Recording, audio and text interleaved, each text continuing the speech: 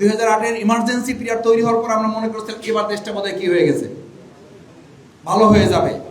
কিন্তু আবার 6 মাস যাইতে যে দেখা গেল যে যা ছিল তাই না, আর একটা বরং আগাই গেছে। 2024-এ এসে জুলাই আগস্টের গণ অভ্যুত্থানে আমরা মনে করলাম এবার বোধহয় ঠিক হয়ে যাবে। দেখা গেল 24-এর পরে 25 গেল, 26 গেল, 26-এর 12ই ফেব্রুয়ারি নির্বাচনের পর যাদেরকে ক্ষমতা দেশে অথবা ক্ষমতা নিছে, যেটাই হোক একটা হয়েছে, এই হওয়ার পরে আমরা দেখলাম যে তারা বরং বিগত দিনে তারা যা করছে 17 বছর, তারা 17 মাস পার না করে তার চেয়ে বেশি করার চেষ্টা করতেছে। তাহলে একটা জিনিস প্রমাণিত যে দুনিয়ায় মানব রচিত মতবাদের মধ্য দিয়ে এই সমাজ এবং রাষ্ট্র পরিবর্তনে কোনো সরকার সফল হতে পারবে না যতক্ষণ পর্যন্ত ইসলামের বেসিক দিয়ে সমাজ এবং রাষ্ট্র পরিচালিত না হবে। আমাদের এই যে উত্তরপাড়া আছে ক্যান্টনমেন্ট, ওখানে দেয়ালে দেয়ালে লেখা আছে যদি যুদ্ধ সহজ করতে চান তাহলে প্রশিক্ষণটা কঠিন করতে হবে। এই যে কষ্ট হয় না, আজান হয়ে গেছে, ছুটি পাচ্ছেন না, এখনই চলে যেতে পারলে ভালো হয়, চলে যাবো আমরা এখনই, আজান হয়ে গেছে, সকাল থেকে আসেন, আবার সারাদিন জুমার পরে আবার খাওয়ার পরে বসাবেন ভাই। স্লোগানটা হচ্ছে আপনি যদি যুদ্ধটা সহজ করতে চান তাহলে প্রশিক্ষণটা কি করতে হবে, কঠিন করতে হবে। কঠিন প্রশিক্ষণ সহজ যুদ্ধ, বলেন কঠিন প্রশিক্ষণ সহজ যুদ্ধ। প্রশিক্ষণটা কঠিন ভাবে নেবেন, যুদ্ধটা কি হবে, সহজ হয়ে যাবে। তাহলে আমরা কি যুদ্ধ সহজ করতে চাই? তাহলে যুদ্ধটা আগে মাঠে না নিজের সাথে? আগে যুদ্ধে যদি আপনি নিজেকে লড়াই করে জিতাতে পারেন, জীবনে জিততে পারলে জমিনে জিততে পারবেন। এটা ভালো করে মাথায় নেবেন। বলেন জমিনে জিততে হলে জীবনে জিততে হবে। আবার বলেন জমিনে জিততে হলে আগে জিততে হবে কোথায়? জীবনে। আমার সাথে লড়াই করে জিততে হবে। আগে প্রতিদিন, প্রতি মিনিট, প্রতি সেকেন্ড আপনাকে ইবলিসের সাথে লড়াই করতে হয় নাকি মানুষের সাথে লড়াই করতে হয়? ইবলিসের সাথে। তো লড়াইটা বেশি শয়তানের সাথে না মানুষের সাথে? নিজের সাথে, আমার সাথে। 24 ঘন্টা ফাইট আপনার সাথে। সেজন্য রাসূল করিম সাল্লাল্লাহু আলাইহি সাল্লাম সর্বোচ্চ যুদ্ধ শেষ করার পর সাহাবা ইজমান কেরামগণ যখন জিজ্ঞেস করলেন ইয়া রাসূলুল্লাহ আর কোন যুদ্ধ আছে আমাদের, তখন রাসূল সাল্লাল্লাহু আলাইহি সাল্লাম বলেছেন আছে, এবং সেটা হলো সবচেয়ে বড় যুদ্ধ, জিহাদে আকবার। জিহাদে আকবার। তখন রাসূল সাল্লাল্লাহু আলাইহি সাল্লাম বললেন সেই যুদ্ধটা মাঠে না, সেই যুদ্ধটা জমিনে না, সেই যুদ্ধটা জীবনে। সেই যুদ্ধটা কোথায়? জীবনের সাথে যুদ্ধ, আমার সাথে লড়াই। আপনার প্রতিপক্ষ অন্যরা বড় নয়, বড় প্রতিপক্ষ আপনি, আমি আমার প্রতিপক্ষ। আমি যদি সকালবেলা প্রথম আজান হওয়ার পর আরামটা লড়াই করে ভেঙে দিয়ে আমি যদি কষ্ট করে জামাতের সাথে জামাতে নামাজ আদায় করার জন্য বেরিয়ে যেতে পারি, তাহলে দিনের শুরুতেই আমি কি করে ফেললাম? বিজয় অর্জন করলাম। সেই কথাই তো আমরা বলতেছি। আপনি 5 ওয়াক্ত নামাজ জামাতে পড়বেন, এটা রুকুনিয়াতের একটা শর্ত। এটা শুধু রুকুনিয়াতের শর্ত না, এটা তো ইমানদারের শর্ত। ইসলামী আন্দোলনের ইমানের অপরিহার্য দাবি। কেন?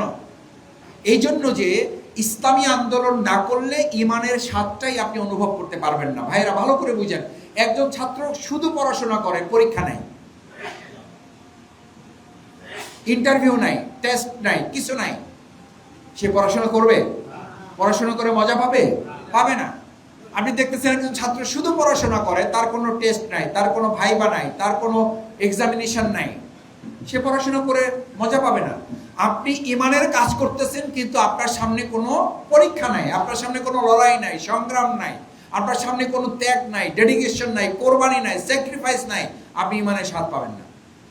রাসূল করিম সাল্লাল্লাহু আলাইহি ওয়াসাল্লাম সেই জন্য বলছেন, ক্বালা রাসূলুল্লাহ সাল্লাল্লাহু আলাইহি ওয়াসাল্লাম আন আব্বাস ইবনে আব্দুল মুত্তালিব রাদিয়াল্লাহু তাআলা আনহু, যাকাত আমাল ঈমান, কেউ যদি ঈমানের স্বাদ পেতে চায়, মান রাদিয়া বিল্লাহি রাব্বা, সে যেন একমাত্র আল্লাহ আমার রব, এই রবই আমার সব, এটা যেন সে মেনে নেয়। এটা মেনে নেওয়া কি সহজ? আল্লাহ আমার রব, এই রবই আমার সব, এই কথা যদি বলে আর দেশে যদি মানুষের তৈরি করা সংবিধানে চলে, তাহলে কি আল্লাহ আমার রব, এই রবই আমার সব হবে? হবে না। অর্থনীতিতে সুদ খাওয়া যাবে? কাজ করার জন্য ঘুষ দেওয়া যাবে? অথচ এগুলো আমাদের সমাজে আছে না নাই? আছে। এবং জুমার নামাজ আদায় করি, সুদও চলে, জুমার নামাজ আদায় করি, ঘুষও চলে, ঘুষও চলে, হজও চলে, ঘুষও চলে, রোজাও চলে, ঘুষও চলে, তাহাজ্জুদও চলে। ওই তাহাজ্জুদি দোয়া করে, আল্লাহ যা ঘুষ খাইছি সেগুলো মাফ করেন, ভবিষ্যতে যা খাইতে পারি বা খাওয়া লাগতে পারে সেগুলো মাফ করেন। তাহলে এই সমাজ এবং রাষ্ট্র পরিবর্তন করতে না পারলে আপনি তো পরিপূর্ণ ইমানদার হতে পারবেন না। ইমানের অপরিহার্য দাবি কেন আন্দোলন? আন্দোলন এই কারণে ইমানের দাবি, কোরআন আপনাকে বলে দিয়েছে, ইয়া আইয়ুহাল্লাযীনা আমানু দুখুলু ফিস সিলমি কাফা। ইমানদারদেরকে বলা হচ্ছে পরিপূর্ণভাবে ইসলামে প্রবেশ করো। কিভাবে? পরিপূর্ণভাবে ইসলামে ততক্ষণ প্রবেশ করতে পারবেন না যতক্ষণ পর্যন্ত রাষ্ট্রীয়ভাবে ইসলামী অনুশাসন প্রতিষ্ঠিত না হবে। বাংলাদেশ জামাত ইসলামী সেজন্য কাজ করছে। কারণ কেউ কেউ মাঝখান দিয়ে ছেড়ে দেয়, বাংলাদেশ জামাত ইসলামী ইসলামী রাষ্ট্র চায় না, ইসলামী অনুশাসন বলছে তারা। আরে ভাই, এটা কি কালকে বললে পরশু হয়ে যাবে? এটার জন্য প্রথম পরিবর্তনটা আমাদের নিজেদের থেকে নিয়ে আসতে হবে। প্রিয় নবী মুহাম্মদ রাসূলুল্লাহ সাল্লাল্লাহু আলাইহি ওয়াসাল্লাম সোনার মদিনা করেছেন আগে না সোনার মানুষ করেছেন আগে? সোনার মানুষের। আলহামদুলিল্লাহ বাংলাদেশ জামাত ইসলামী সেই সোনার মানুষ তৈরি করতে সক্ষম হয়েছে এবং তার প্রমাণ দিতে পেরেছি। বাংলাদেশ যখন দুর্নীতিতে চ্যাম্পিয়ন, তখন আমাদের দুইজন মন্ত্রী 2 টাকার দুর্নীতি করে নাই বলে চ্যালেঞ্জ দিয়েছেন, আজ পর্যন্ত সেই চ্যালেঞ্জকে ভাঙতে পারে নাই। আর সেই নেতৃবৃন্দকে তারা ফাঁসি দিয়েছে। ফাঁসি দেওয়ার সময় সেই নেতৃবৃন্দের পরিবার জানাজায় পর্যন্ত অংশগ্রহণ করতে পারে নাই। তারা জেলখানায়, তারা বাইরে ছিল, পরিবারেই ছিল। পরিবারে থাকা লোকেরা জানাজায় অংশগ্রহণ করতে দেওয়া হলো না। আর আজকে প্যারোলে মুক্তি দেয় 12 ঘন্টা। 12 ঘন্টা মুক্তি দিয়ে তারা জানাজায় অংশগ্রহণ করতে পারার পর 12 ঘন্টা থাকার পর বলা হয় এটা মানবিক হচ্ছে না। আর আমাদের নেতৃবৃন্দ জেলখানায় না, ঘরে থাকা অবস্থায় তাদেরকে ডিজিএফআই, গোয়েন্দা সংস্থা, ডিবিএসবি লোকেরা ঘেরাও করে, নির্যাতন করে, নিপীড়ন করে তাদেরকে জানাজা থেকে বঞ্চিত করেছে। এটা কোন মানবিকতা ছিল? কোন মানবিকতা ছিল? আমাদের সন্তানদেরকে হত্যা করা হয়েছে, আমরা বাইরে থাকা অবস্থায় তাদের জানাজায় উপস্থিত হতে পারি নাই। আজকের এই পরিস্থিতি উত্তরণের জন্য আমাদেরকে সিদ্ধান্ত নিতে হবে। আমরা জমিন পরিবর্তন করতে চাই, তার আগে আমরা কি পরিবর্তন করব? জীবন পরিবর্তন। কি পরিবর্তন? জীবন পরিবর্তন। জীবন পরিবর্তনের নামই হচ্ছে ইসলামী আন্দোলন, ইমানের অপরিহার্য দাবি। এই দাবি আপনাকে বাস্তবায়নের জন্যই প্রিয় নবী মুহাম্মদ রাসূলুল্লাহ সাল্লাল্লাহু আলাইহি ওয়াসাল্লাম জীবন পরিবর্তনের জন্য আল্লাহ তাআলা সূরা রাদের 11 নম্বর আয়াতে কথা ঘোষণা করেছেন, ইন্নাল্লাহা লা ইউগাইয়িরু মা বিকওমিন। জাতির পরিবর্তন হবে না, জমিনের পরিবর্তন হবে না, হাত্তা ইউগাইয়িরু মা বিআনফুসিহিম, যতক্ষণ পর্যন্ত তোমার জীবনের পরিবর্তন না হবে। তো আপনার পরিবর্তন না হলে 3.5 বডির পরিবর্তন হবে না, আর 56,000 বর্গমাইল পরিবর্তন হবে, এটাকে আশা করা যাবে? আগে 56,000 না আগে 3.5? আমরা প্রথমত মালিক 56,000-এর নাকি প্রথমত মালিক 3.5? 3.5। এটা গুরুত্বপূর্ণ, এটা আগে মাথায় নেন। আমাদের জন্য 56,000 গুরুত্বপূর্ণ। 56,000-এ পরিবর্তন না হলে আপনার 3.5 পরিবর্তন আপনি ধরে রাখতে পারবেন না। দুটো একটার সাথে আর একটা পরিপূরক।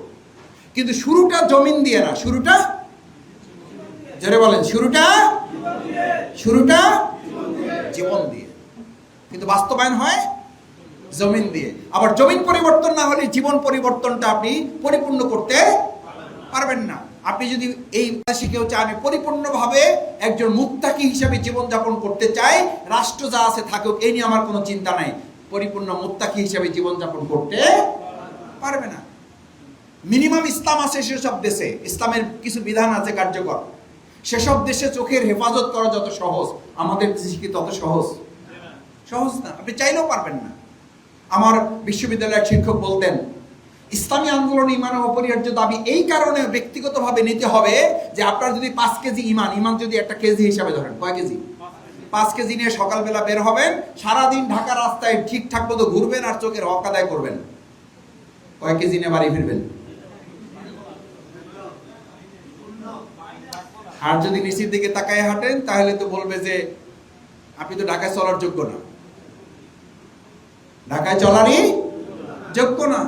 তাহলে করবেন কি? What can I do and you have to do.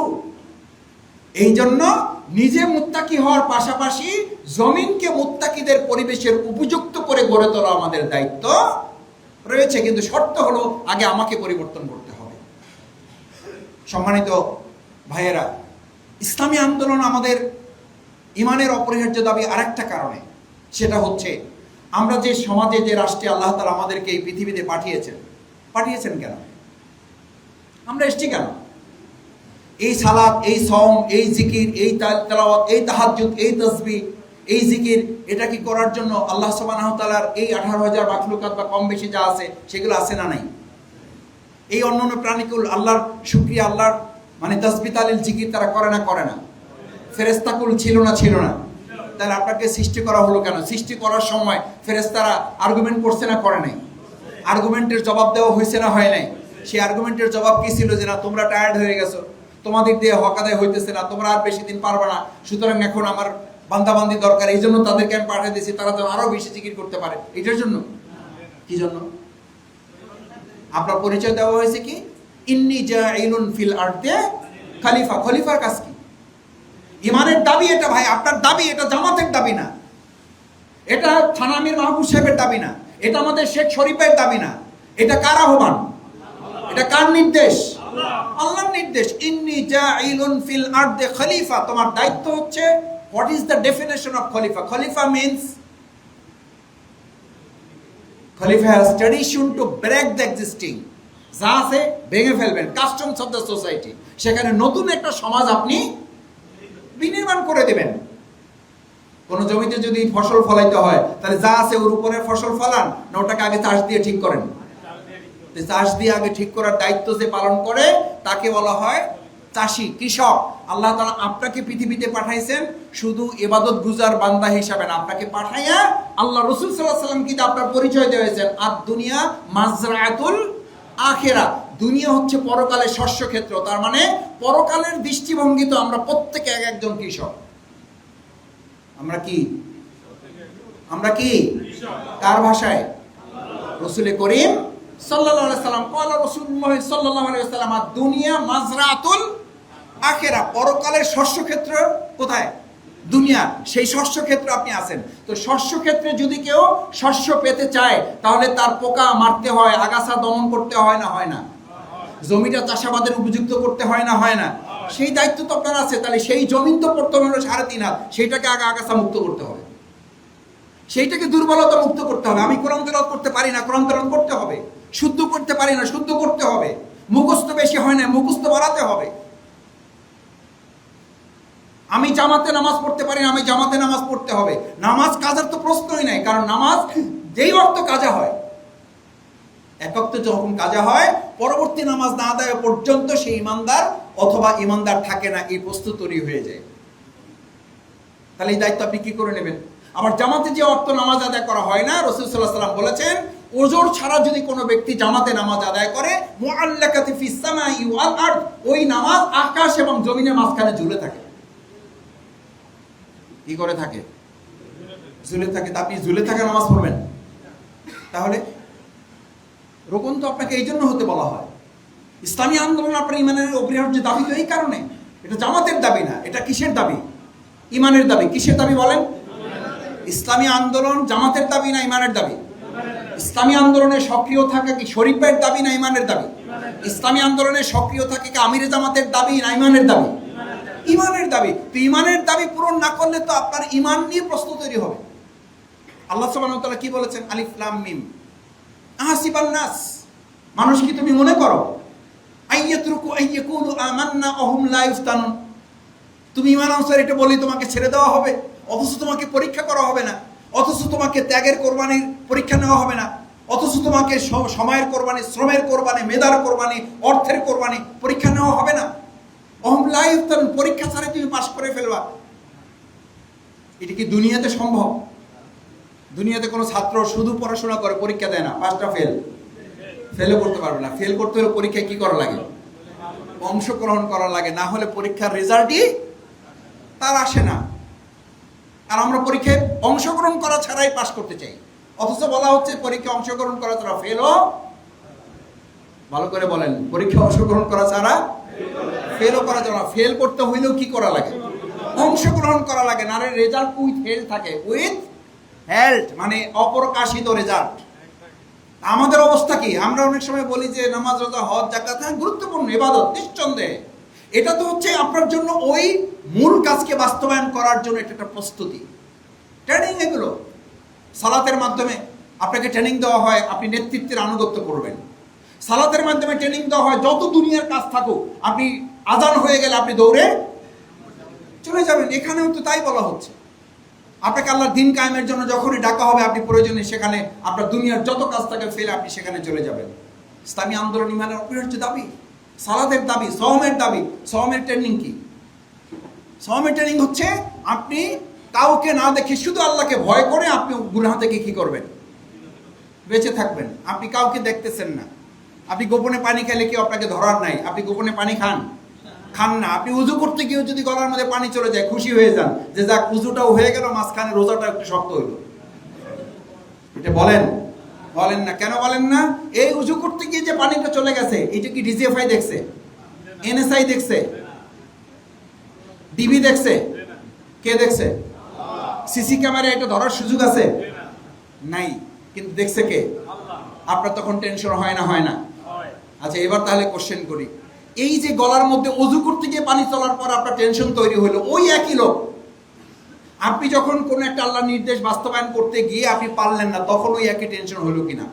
আমার চোখটা নির্দেশ লঙ্ঘন করছে, মোবাইল দেখতে দেখতে একটা অশালীন জিনিসের প্রতি আমার চোখ পড়ে গেছে, তখন আমি ওই রকম গলার মধ্যে পানি চলে যাওয়ার পর যে টেনশন, ওই রকম টেনশন চোখের উপরে একটা অশালীন জিনিস পড়ার পরে আমার মধ্যে টেনশন তৈরি হয়েছে কিনা? যদি না হয় তাহলে বুঝতে হবে রোজা আমাকে প্রকৃতপক্ষে মুত্তাকি বানাইতে। দিস ইজ ইসলামী আন্দোলন, ইসলামী মুভমেন্ট আপনাকে এইটা ট্রেনিং দেয়, আপনাকে বলে যে আপনি প্রকৃতপক্ষে প্রত্যেকটা মুহূর্ত আপনি নিজের সাথে নিজে লড়াই করার উপযুক্ত হবে। আর নিজের সাথে নিজে লড়াই করে যে উপযুক্ত হতে পারে, গোটা দুনিয়ার কোনো শক্তি তাকে পরাজিত করতে পারে না। আমাদেরকে পারবে না ইনশাআল্লাহ। সম্মানিত ভাইয়েরা, সবশেষ দুটো কথা বলতে চাই। একটা হচ্ছে প্রিয়নবী মুহাম্মদ রাসূলুল্লাহ সাল্লাল্লাহু আলাইহি সাল্লাম সাহাবা ইজবান কিরামগণকে যেভাবে তৈরি করেছিলেন, সেই তৈরি করার মূল লক্ষ্য ছিল তাদেরকে দিয়ে আল্লাহ সন্তুষ্টি এবং দ্বীনের বিজয়। কয়টা? আল্লাহ সন্তুষ্টি এবং লিউযহিরাহু আলা দ্বীনি কুল্লি, সমস্ত মতবাদের উপর ইসলামকে বিজয় করতে হবে। আমার সম্মানিত ভাইয়েরা, আমাদেরও দুটো কাজ, আল্লাহ সন্তুষ্টি অর্জন, আর একটা হলো আমরা এটার মধ্য দিয়ে দুনিয়ায় ইসলামকে কি করতে চাই। আমরা একটা জিনিস তো বুঝতে পেরেছি, 2024-এর জুলাই আগস্ট, এটা শুধু না, 2008-এর জরুরি অবস্থার পরে আমরা যখন মনে করলাম গাড়ি রেখে চলে যাচ্ছে, বাড়ি রেখে চলে যাচ্ছে, হরিণের ফার্ম রেখে চলে যাচ্ছে, যে যা পারে ফালাই চলে যাচ্ছে, আমরা তখন মনে করেছিলাম যারা একটু বয়স হয়েছে, আমাদের তো তখন বয়স অত বেশি না, তারপর এখন মুরব্বী যারা আছেন, মনে আছে 2008-এর ইমার্জেন্সি পিরিয়ড তৈরি হওয়ার পর আমরা মনে করেছিলাম এবার দেশটা বোধহয় কি হয়ে গেছে, ভালো হয়ে যাবে। কিন্তু আবার 6 মাস যাইতে যে দেখা গেল যে যা ছিল তাই না, আর একটা বরং আগাই গেছে। 2024-এ এসে জুলাই আগস্টের গণ অভ্যুত্থানে আমরা মনে করলাম এবার বোধহয় ঠিক হয়ে যাবে। দেখা গেল 24-এর পরে 25 গেল, 26 গেল, 26-এর 12ই ফেব্রুয়ারি নির্বাচনের পর যাদেরকে ক্ষমতা দেশে অথবা ক্ষমতা নিছে, যেটাই হোক একটা হয়েছে, এই হওয়ার পরে আমরা দেখলাম যে তারা বরং বিগত দিনে তারা যা করছে 17 বছর, তারা 17 মাস পার না করে তার চেয়ে বেশি করার চেষ্টা করতেছে। তাহলে একটা জিনিস প্রমাণিত যে দুনিয়ায় মানব রচিত মতবাদের মধ্য দিয়ে এই সমাজ এবং রাষ্ট্র পরিবর্তনে কোনো সরকার সফল হতে পারবে না যতক্ষণ পর্যন্ত ইসলামের বেসিক দিয়ে সমাজ এবং রাষ্ট্র পরিচালিত না হবে। শুধু রক্ত দিলে, শুধু জীবন দিলে, শুধু অভ্যুত্থান করলে হবে না যতক্ষণ পর্যন্ত ইসলামের ভিত্তি আমরা বিনির্মাণ করতে না পারবো। ভাইয়েরা, সেই ইসলামের ভিত্তি বিনির্মাণের জন্যই ইসলামী আন্দোলন আমাদের জন্য ফরজ। আকিমুস সালাত যত জায়গায় বলা হয়েছে, আল্লাহ সুবহানাহু ওয়া তাআলা একইভাবে আমাদেরকে আকিমুদ দিন, এটা নিয়ে কেউ কথা বলে না। এটা নিয়ে কথা বললে সে তখন জামাত ইসলামী হয়ে যায়। কাজে ভাই আপনি বোধহয় জামাত করেন না।